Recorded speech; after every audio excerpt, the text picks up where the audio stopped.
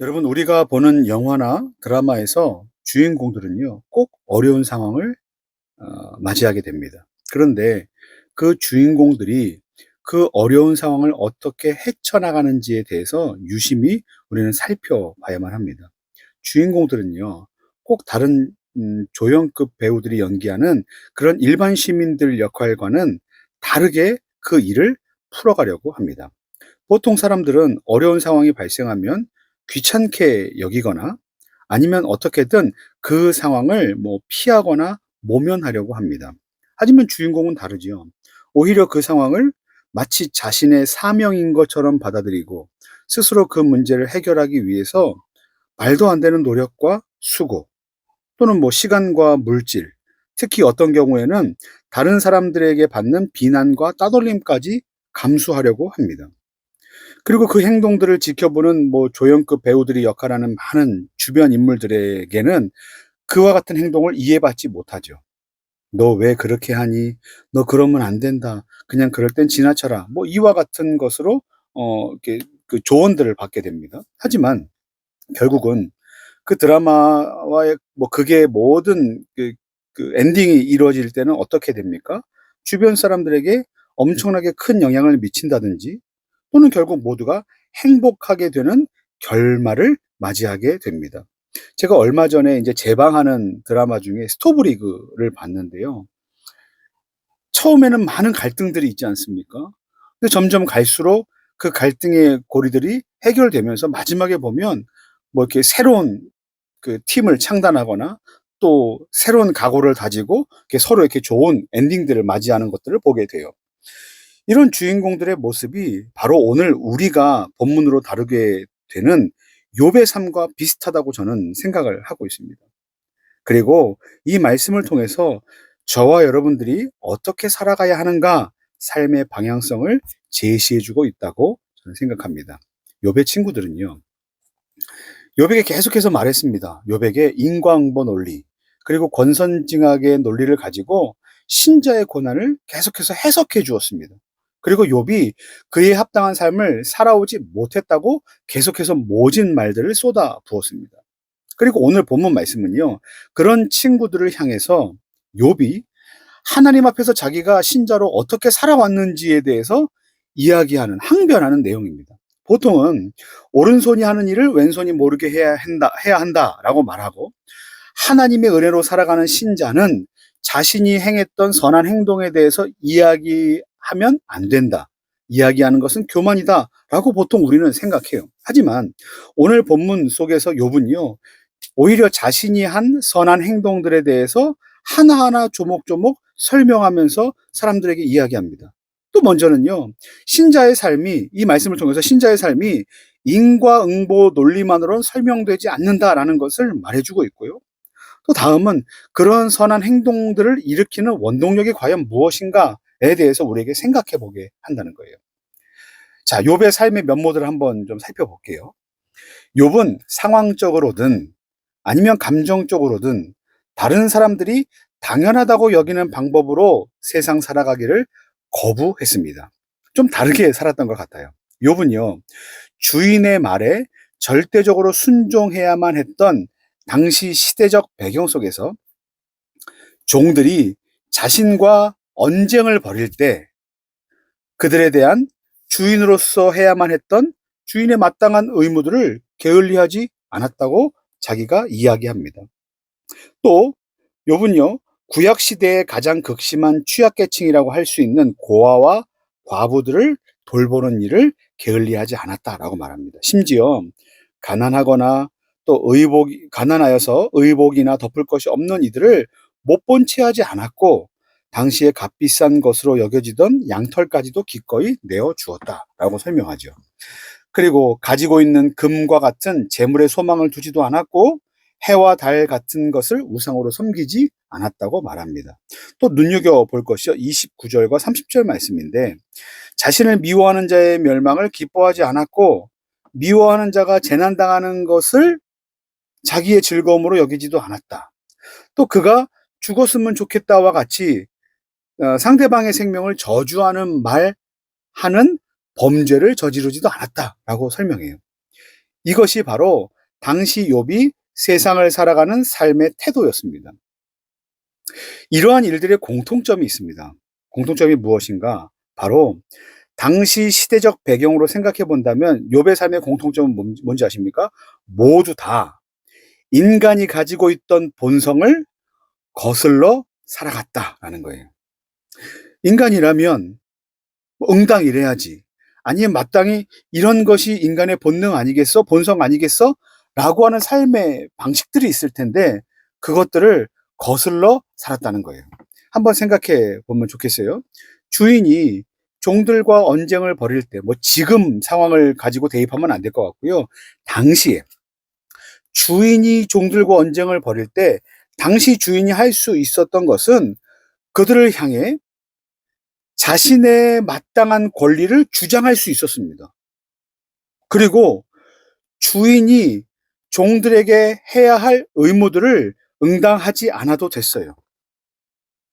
그런데 욥은 당시 통념으로 해도 되는 그런 마땅한 방식을 사용하지 않고 오히려 종들 모든 사람을 어떻게 했습니까? 공정하게 대했습니다. 여기 핵심 키워드는 공정이에요. 그리고 공평하게 대했어요. 두 번째, 사회적 약자를 돌보는 일, 고아와 과부를 돕는 일도 마찬가지입니다. 하나님의 말씀에 보면 그 일을 장려하고 있지만 사람의 마음은 언제나 죄의 욕심에 이끌리게 되어 있습니다. 자신의 것을 더 많이 갖고 싶어 합니다. 그리고 자신의 것을 덜 나누고 싶은 마음을 가지고 있습니다. 또 돕는 마음이 있다고 해도 어느 정도 수준 이상을 하려 하지 않습니다. 그거는 과분하다고 생각하기 때문에 그래요. 하지만 욥은요, 그 과분한 일을 당연하게 했던 사람이에요. 게다가 금과 같은 재물이나 하늘의 해와 달을 우상으로 섬기지도 않았답니다. 이건 우상 숭배이기도 하지만 많은 것을 가지고 있다면 그것을 더 취하기 위한 세상적인 가치와 방식들을 동원하고 사용하는 것이 마땅하지만 욥은요, 그 길을 따르지 않았다는 거예요. 또 누군가로부터 미움을 받는다고 한번 생각해 보십시오. 그러면 여러분들은 어떻겠습니까? 나를 미워하는 그 사람을 향해 나 또한 미워할 수밖에 없어요. 그것이 인간이 갖고 있는 기본적인 반응입니다. 그리고 그 사람이 나를 미워하고 내가 그 사람을 미워하며 그 사람이 또 미움을 받으면 저에 대한 미움을 더 키우겠죠. 그러니까 여러분, 미움은요, 상호 주고받으면서 더 증폭되게 돼 있고 전염되게 돼 있습니다. 그런데 욥은 그와 같은 상대방을 미워하지도 않았고 자신의 입으로 상대방을 저주하지도 않았으며 또 상대방이 나를 괴롭힌 그 사람이 넘어졌다고 해서 아이고 쌤통이다 라고 생각하지도 않았다는 겁니다. 그러니까 마음으로도 입술로도 생각으로도 누군가를 미워하는 죄를 저지르지 않았다. 그러면 그가 이와 같이 모든 사람을 공정하게 대하고 약자를 돌보고 보호하며 과분할 정도로 도와주며 인간이 가지고 있는 본성대로 나를 미워하는 사람을 나도 미워할 수 있는 그와 같은 본성대로 살지 않을 수 있었던 이유는 무엇이었는가? 그 이유는 바로 신자는 하나님께 구원받아 자신과 같은 약자를 돌보도록 부름받은 자이기 때문에 그렇습니다. 다시 한번요. 신자는 하나님께 구원을 받아 이미 구원을 받았어요. 구원을 받아 자신과 같은 약자를 돌보도록 부름받은 자들이기 때문에 그렇다는 겁니다. 여러분, 우리는 구원받았어요. 어떨 때 구원받았습니까? 무엇인가 완벽하게 잘 해내고 완성된 모습일 때 우리가 구원받았습니까? 아니에요. 부족하고 연약하고 죄 가운데 있을 때 우리는 구원받았습니다. 그리고 우리가 구원받은 것, 그것에 감사하며 우리와 같이 약한 처지에 있는 사람들을 돕도록 우리가 부름받은 사명자이기 때문에 그렇다는 거예요. 여러분, 이제 곧 있으면 크리스마스가 다가와요. 메리 크리스마스. 사람들이 들썩들썩 크리스마스를 기다립니다. 왜 기다립니까? 데이트해야죠. 선물을 주고 받아야죠. 프로포즈도 하고 받아야죠. 여행도 가야죠. 재밌게 노는 것, 그것을 위해서 기다리고 꿈꿉니다. 어떤 사람은 뭐 할 거냐고 물어보면 뭐 밤새도록 와인 파티하죠. 술을 마셔야죠. 바베큐 파티 해야죠. 라고 이야기를 해요. 그것이 세상 사람들이 가지고 있는 크리스마스에 대한 소망과 기대입니다. 그런데 정작 크리스마스는 그런 것들과는 전혀 상관이 없어요. 그날은 예수님께서 저와 여러분들의 죄의 문제를 해결하시기 위해서 이 땅 가운데 오신 것을 기념하는 날입니다. 예수님께서 이 땅 가운데 왜 오셨습니까? 저와 여러분들의 죄의 문제를 해결하시기 위해서예요. 그리고 우리를 구원하시기 위해서입니다. 그리고 그 덕분에 우리는 어떻게 됐습니까? 구원받은 신자가 되었어요. 여러분, 구원받았다는 것은 앞에서 말했던 것처럼 죄에 대한 마땅한 벌, 그게 뭐예요? 죽어야만 하는 그것으로부터 건짐을 받은 거예요. 그러니까 우리가 마땅히 치러야 될 대가를 우리가 치를 수도 없고 갚을 수도 없는 우리를 대신해서 예수님께서 모두 다 대가를 지불해 주신 거예요. 대가 지불이죠. 왜 그렇게 하셨습니까? 우리를 사랑하시기 때문에 그렇죠. 그래서 우리는 이걸 뭐라고 말합니까? 이 구원을 은혜라고 말할 수밖에 없어요. 그렇게 우리는 이 어마어마한 은혜를 받은 자입니다. 그런데 실상 다른 사람들과 살아가는 그 관계 속에서 계속 무엇을 생각하고 살아갑니까? 이건 공평하지 않아. 이건 공정하지 않아. 이건 정의가 아니야. 이건 너무 불합리해. 이건 내가 너무 손해잖아. 라는 마음을 계속해서 갖고 살아간다는 거예요. 마치 어, 포도원 일꾼의 비유처럼 아침 일찍 온 자와 그리고 저녁 늦게 온 자가 동일한 임금을 받을 때 어떻습니까? 억울한 마음이 드는 거예요. 내가 일찍 왔지 않습니까? 내가 더 많은 일을 했지 않습니까? 라는 태도로 계속해서 사람들과의 관계 가운데 그 사람을 재단하려고 한다는 겁니다. 얼마 전에 이제 저희 그 초등학생 딸이 구구단을 이제 공부하는데 구구단을 공부할 때마다 잘 안 되고 할 때마다 이렇게 그 시험을 봐야 되니까 좀 이렇게 답답한 마음이 있었나 봐요. 그런데 어떤 때에는 이렇게 좀 그 배려받는 친구들이 있어서 시험을 안 보는 경우들이 있다는 거예요. 이게 이제 성적에 들어가는 건 아니지 않습니까? 근데 이 그 꼬맹이가 그게 너무 답답하고 불합리하다고 생각했나 봐요. '나는 이 힘든 거를 하는데 저 친구는 힘든 걸 하지 않는다.' 뭐 이런 거죠. 그래서 인제 그 마음도 이해해 줘야 하지만 설명을 해 줬죠. 누군가는 그것을 하기 쪼금 어려워하는 진도가 늦은 친구들이 있으니 그 사람을 배려하는 차원에서 그것을 하는 것이다라고 이야기했죠. 근데 아직 잘 이해가 가지 않는 모양입니다. 초등학생이니까 그럴까요? 아니요. 저도 그래요. 이건 공정하지 않아. 이거는 불합리해라고 늘 생각하고 그리고 내 마음에 납득이 되면 인정하고 내 마음에 납득이 되지 않으면 그 사람은 인정하지 않습니다. 지금 시대가 어떻습니까? 공정을 논하잖아요. 그리고 회사에서 뭔가 아니면 팀플 할 때 뭔가 이렇게 그 응당 그 안에 자기의 노력을 기울이지 않는 것 같은 사람들을 보고 우리는 루팡이라고 하잖아요. 근데 여러분, 우리는요, 이 시대를 공정한 시대를 살아가며 그 공정을 다시 해석해야 한다는 거예요. 왜냐하면 우리는 큰 은혜를 받은 구원받은 신자이기 때문에 그렇습니다. 그래서 우리가 구원받은 신자로 이 공정을 논하는 시대 속에서 우리는 어떻게 살아야 하는가? 첫 번째, 모든 사람을 공정하게 대해야 합니다.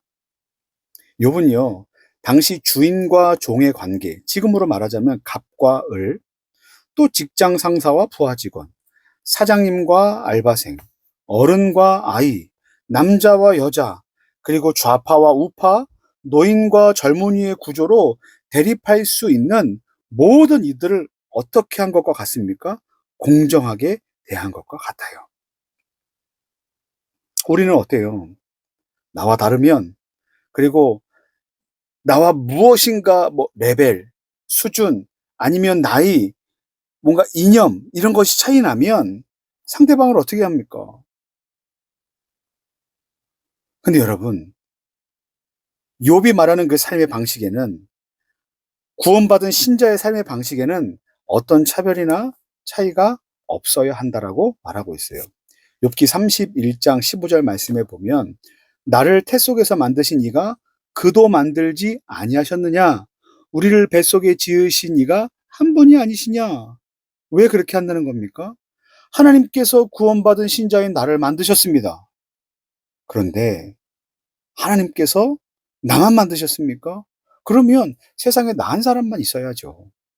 아니면 세상에 교회 다니는 사람들만 있어야죠. 아니면 세상에 좌파만 있어야죠. 아니면 세상에 우파만 있어야죠. 아니면 세상에 남자 또는 여자만 있어야죠. 하지만 하나님께서는 우리를 남자와 여자, 그리고 다양한 생각들을 가지고 살아가는 사람들로, 그리고 때로는 노인과 젊은이로, 사장과 알바생으로, 또 직장 상사와 부하 직원으로, 그리고 때로는 갑과 을의 관계로 우리를 지내도록 거기서 만들어 놓으셨어요. 그리고 그 안에서 자기가 갖고 있는 삶 속에서 하나님 나라의 가치를 실현하고 하나님 나라의 방식들을 사용해서 이 공정하지 못한 시대, 이것이 공정입니까? 이것이 공평합니까? 라고 늘 의문을 가지고 저 사람은 루팡이고 저 사람은 잘못됐다라고 말하는, 서로를 비난하는 시대 속에서 우리는 어떻게 살아갑니까? 하나님 나라의 공정을 실현하며 살아가는 겁니다. 사랑하는 성도 여러분, 이와 같은 모든 사람을 공정하게 대할 수 있는 그와 같은 믿음의 눈이 열린 마음이 있게 되기를 예수님의 이름을 간절히 축원합니다. 두 번째, 연약한 상황에 있는 사람을 도와야 합니다. 욥은요, 당시 사회적 취약계층인 고아와 과부 돕는 일에 진심이었습니다. 특히 이 정도 도왔으면 내가 할 일 다 했지 라고 생각하는 것 정도 이상으로 그들을 도왔습니다. 그리고 그들에게 억울한 일이 없도록 했습니다. 이 말씀을 통해서 우리에게 하시는 하나님의 말씀이 무엇인지 아십니까? 신명기 10장 18절부터 19절 말씀에, 고아와 과부를 위하여 정의를 행하시며 나그네를 사랑하여 그에게 떡과 옷을 주시나니 너희는 나그네를 사랑하라. 전에 너희도, 이게 중요합니다. 너희는 나그네를 사랑하라. 왜냐하면 전에 너희도 애굽 땅에서 나그네 되었음이니라. 여러분, 우리는 주는 것에 인색하고요, 오히려 받는 것을 더 선호합니다. 저도 그래요. 그런데 여러분, 하나님께서 우리에게 주신 구원은요, 흘려보내기 위함입니다. 하나님께서 우리에게 주신 재정은요, 그리고 흘려보내라고 우리에게 주신 거예요. 그러니까 믿는 신자들이, 뭐 믿지 않는 분들이 이해가 안 가는 부분이 뭐 그런 것 아닙니까? 왜 세금을 계속 떼서 11조 내라 하느냐? 우리는 알죠. 우리에게 주신 모든 것은 하나님의 것이고, 하나님의 것을 하나님의 것이라고 인정하며 드리는 것이 10의 1조예요. 감사하죠. 그리고 뭐 계속해서 하나님의 은혜를 고백하며 우리가 헌금하지 않습니까? 그것으로 교회는 어떻게 합니까? 많은 곳에 복음을 전하기 위해서 교회와 사역과 어려운 이웃들을 위해 사용해요. 그런데 여러분, 그 나머지 잉여에 대해서 우리는 늘 어떻게 생각하냐면, 이거는 나는 낼 거 다 냈으니 괜찮아 라는 마음을 가지고 있으면 그것도 옳은 마음은 아니라는 겁니다. 하나님께서 우리에게 주신 것들은, 또 때로 흘려보냄을 받은 것들은요, 나눠 주는 것을 우리가 실천하기 위함이에요. 여러분 보십시오.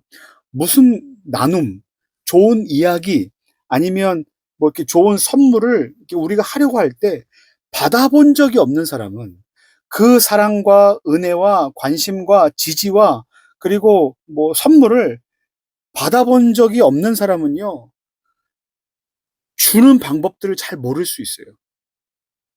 물론 받아도 주지 않는 사람들이 있지만 받아봐야지만 우리가 줄 수 있어요. 하나님께서 우리에게 주신 것이 무엇입니까? 구원의 은혜 아닙니까? 그럼에도 불구하고 오늘 우리를 먹이시고 입히시고 살리시고 계신 것 아닙니까? 제가 요즘에 그걸 너무나 많이 느껴요.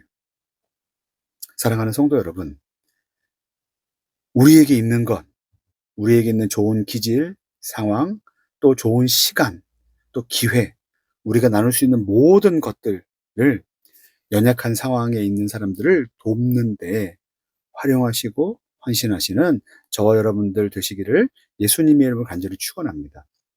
그런데 여기까지는 조금 이해가 될 수 있어요. 하지만 세 번째, 이게 어렵습니다.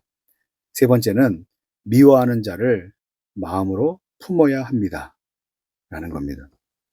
다른 것도 다 어렵지만 이건 그 어떤 일보다 더 어려운 일이라고 생각합니다. 특히나 요즘처럼 뭐 돈 때문에 힘든 사람들도 있지만 인간 관계 때문에 힘들어하고 스트레스 받는 양이 점점 더 늘어가고 있는 이 상황에서는 미워하는, 그러니까 나를 미워하는 사람을 내가 마음으로 품어야 한다라는 말은 잘 받아들여지기가 어려워요.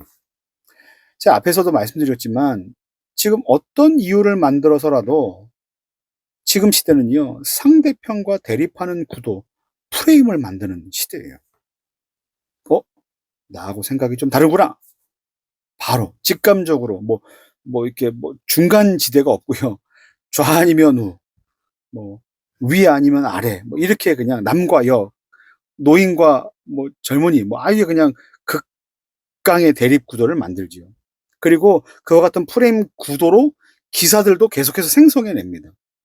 그리고 알고리즘으로 계속 우리가 거기에 들어가다 보면 이 극도의 편향성을 갖게 되는 거죠. 그리고 그 편향성이 학습화돼서 우리 마음 안에 자리를 잡게 됩니다. 그런데 우리 예수님께서 뭐라고 말씀하셨습니까? 마태복음 18장 21절 22절 말씀에 그때 베드로가 나와 이르되 주여 형제가 내게 죄를 범하면 몇 번이나 용서하여 주리이까? 일곱 번까지 하면 되겠습니까? 라고 물었을 때 예수께서 이르시되 너에게 이르노니 일곱 번뿐 아니라 일곱 번을 70번까지라도 할지니라. 여기서 일곱 번, 70번 이거는요 완전수예요. 그러니까 부족하게 용서하는 것이 아니라 완벽하고 지속적이고 영원토록 용서하는 일을 해야만 한다라고 예수님께서 말씀하시는 거예요. 누가복음 23장 34절 말씀에 이에 예수께서 이르시되 아버지 저들을 사하여 주옵소서 자기들이 하는 것을 알지 못함이니이다. 여러분 이게 예수님께서 어디서 하신 말씀이십니까? 십자가 위에서 하신 말씀이에요. 사랑하는 성도 여러분, 우리는 예수님의 구원의 은혜를 받은 신자입니다. 이걸 조금 더 이해하기 쉽게 이야기하면 용서받은 자들이에요. 용서받지 못할 사람이 용서받은 놀라운 기적과 같은 일입니다. 그래서 우리는 용서하는 마음을 가져야만 해요. 하지만 저도 자신이 없어요. 어떻게 우리가 나를 향해 미워하는 사람들, 나에게 불편함을 끼치고 나의 시간을 빼앗고 나의 상황들을 이해하지 못하고 배려하지 못하고 우리의 마음을 힘들게 하는 사람을 향해서 어떻게 좋게 선대할 수 있겠습니까? 이게 인간의 본성이잖아요. 하지만 오늘 말씀의 핵심이 뭐라고 말씀드렸습니까? 우리가 갖고 있는 인간의 본성대로 살지 않고 유별나게 세상을 살아가는 사람들이라는 거예요. 왜 그렇습니까? 구원받았으니까. 그래서 오늘 이 말씀을 듣고 내일 세상의 자리에 나가서 완벽하게 용서할 수 있습니까? 해보세요. 목사님도 못하네요. 이게 아니고요. 여러분, 연습하자는 겁니다. 10번 억울했을 때, 한 번 용서를 못했던 내가 2023년 남은 이 기간 동안은 한 번 용서하는 것을 연습하고 내년 2024년도에는 이 1.1번 또 1.2번 .0001이라도 우리의 마음 가운데 있는 이 답답함과 억울한 상황을 우리의 입술의 죄나 우리의 마음으로 짓는 죄로 이렇게 증폭시키거나 곪도록 하지 말아야 될 영적인 그 책임이 구원받은 신자인 예수 그리스도의 제자인 저 여러분들에게 있다는 겁니다. 그래서 연습하시죠. 저랑 같이. 오늘 말씀을 마무리하겠습니다. 사랑하는 성도 여러분, 우리는 예수님의 구원의 은혜를 기억하고 기념하는 크리스마스를 이제 앞두고 있습니다. 이제 그 구원의 은혜가 우리에게만 머물러 있게 하지 마시기 바랍니다. 바라기는 마땅히 표현하고 마땅히 받아내야 하고 마땅히 보복하는 것이 정의라고 생각하는 이 시대 속에서도 오히려 예수님으로 인해 구원받았습니다. 용서받지 못할 죄인이 용서받았습니다. 라는 그 은혜에 감사하는 마음으로 이 시대를 유별나게, 어떻게 그럴 수 있지? 왜 돕지? 왜 용서하지? 왜 이해해 주지? 왜 나눠주지? 라는 유별나게 살아가시기를 다짐하는 그리스도의 제자 되는 저 여러분들 되시기를 예수님의 이름으로 간절히 축원합니다.